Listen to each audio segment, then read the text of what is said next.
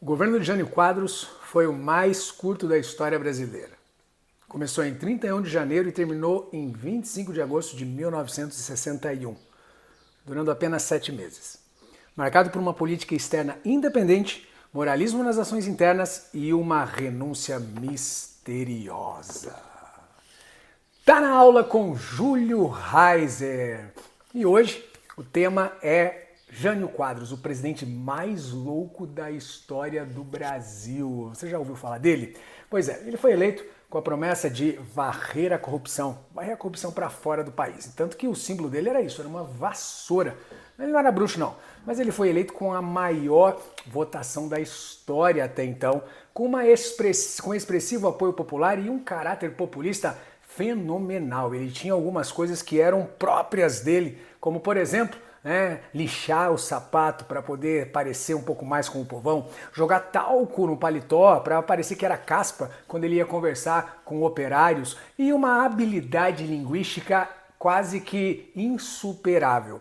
O interessante é que ele foi eleito numa dobradinha, Jânio Quadros na presidência e João Goulart como vice-presidente. Jânio Quadros representando a UDN, União Democrática Nacional, partido que de certa forma era conservador, que tinha o apoio da elite conservadora também. Já João Goulart não, João Goulart era como se fosse a expressão de uma herança trabalhista de Getúlio Vargas. Jânio Quadros sucedeu Juscelino Kubitschek e a sua vitória realmente foi algo muito impactante.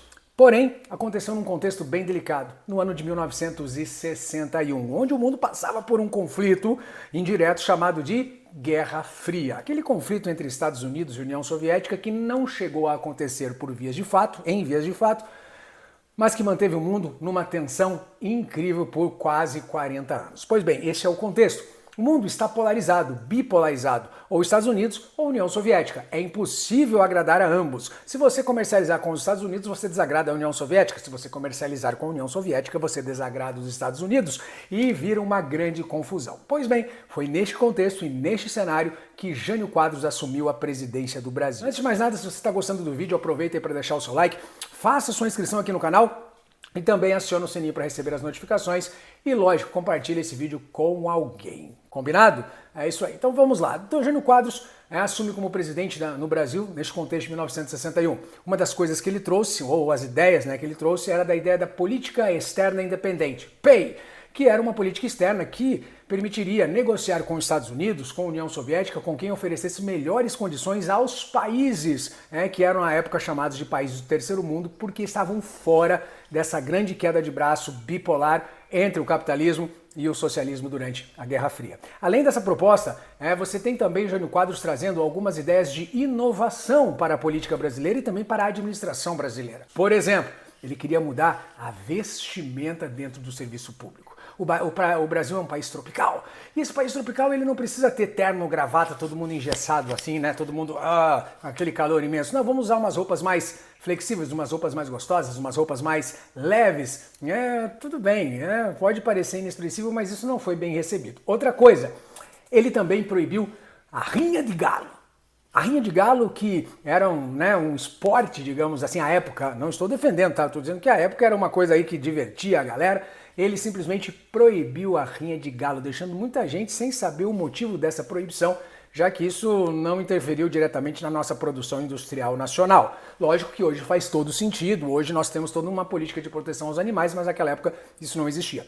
Outra coisa, ele proibiu também o uso do loló, do lança-perfume, o que acabava aí encantando um pouquinho as festas carnavalescas brasileiras, aquele bom ar que as pessoas usavam com outra finalidade, inclusive sendo motivo até de música, como a música Lança-Perfume da Rita Lee, ele proibiu o uso de lança-perfume no carnaval. Não vai ter mais uso de lança-perfume. E não só isso, ele também, por exemplo, proibiu o uso de biquíni nos concursos de Miss e também algumas restrições do uso de biquíni nas praias do Brasil, nas praias do Rio de Janeiro, nas praias de todo o país. Essas medidas elas foram vistas com um certo ar de loucura pela base de apoio e também pela população, que se viu um pouco indignada com tantas mudanças bruscas em tão pouco tempo. Mas, como tudo que existe, segundo a nossa querida Lei de Murphy, pode piorar e se tiver que dar errado, dará errado da pior forma possível, ele ainda conseguiu piorar a situação. Além da política externa independente, além da proibição do uso de biquíni, proibição do lança-perfume, a mudança no vestuário, além dessa questão relacionada também à campanha moralista, ele toma uma atitude que ninguém entendeu até hoje. Ele resolveu condecorar duas figuras internacionais alinhadas à União Soviética. Um deles foi o cosmonauta russo Yuri Gagarin, que se tornou o primeiro homem a sair da Terra, a ir para o espaço, e pronunciar aquela famosa frase, a Terra é azul. E Yuri Gagarin, cosmonauta russo, foi condecorado por Jânio Quadros.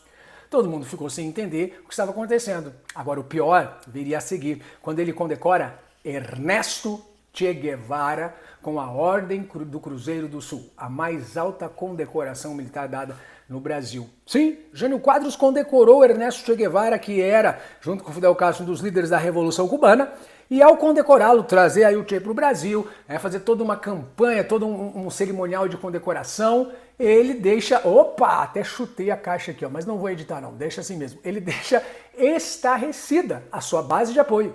A base de apoio dele ficou estarrecida, os militares ficaram incomodados, a UDN ficou fula da vida. E ele, então, com isso, perde uma sustentação política. Mas ele não tinha essa visão, ele achava que ele estava com a bola toda. Tanto é que, por ter sido eleito com a maior votação da história, ele tinha plena confiança na sua capacidade populista. E o que ele pensou? Bom, agora eu fui ao extremo, eu provoquei todo mundo. Então, eu tenho uma ideia. Para conseguir um apoio maior, para conseguir governar realmente da forma que eu quero, eu preciso ter muito poder. Então eu vou fazer o seguinte, eu vou escrever uma carta de renúncia, eu vou renunciar à presidência, eu vou encaminhar ao Congresso. Possivelmente o Congresso não aceite essa carta. Possivelmente o povo, quando souber que eu, Jânio Quadros, decidi renunciar, vai sair às ruas, vai fazer uma grande mobilização, vai pedir para que eu volte. E então eu volto com poderes para poder governar e implantar todas as medidas de transformação que eu quero. Essa era a ideia de Jânio Quadros, mas a vida é uma caixinha de surpresas. Ele redigiu a sua carta de renúncia ao Congresso e encaminhou a carta de renúncia. Detalhe, o Congresso prontamente aceitou a renúncia de Jânio Quadros. O povo não saiu às ruas, simplesmente, tá bom, renunciou, e o seu governo teve um fim meteórico, ou seja, ele foi meteórico e teve um fim abrupto. Ele dizia que forças e tramas impossíveis e misteriosas estavam contra ele. Enfim, mas nada disso foi suficiente, a renúncia foi aceita, ele foi destituído, consequentemente já não era mais presidente do Brasil, e a partir daí nós entramos numa fase bem turbulenta da nossa história, que é a partir da renúncia de Jânio até a posse de João Goulart. Mas isso já é assunto para um outro vídeo, para uma outra aula, para uma outra conversa. Gostou?